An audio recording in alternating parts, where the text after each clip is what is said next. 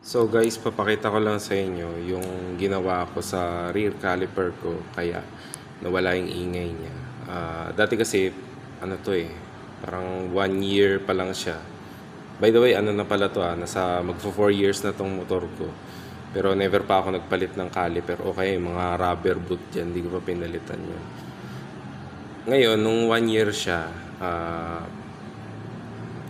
sobrang ingay niya, tiniis ko lang na magaralgal yung takbo niya, lalo pag sa arangkada dahil sa caliper na maluwag. Pero noon, may nilagay ako na parang rubber dito. Yan, ewan ko sa tsinelas pwede rin.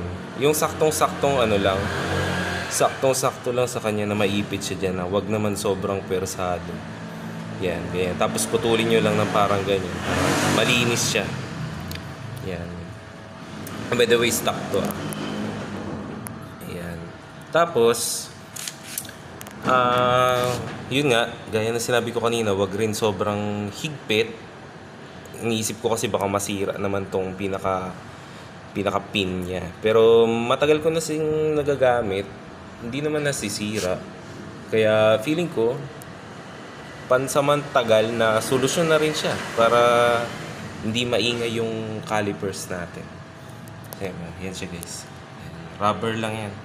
Minsan lumalabas yan kapag ka sobrang tagal na. Dahil naiinitan din siya.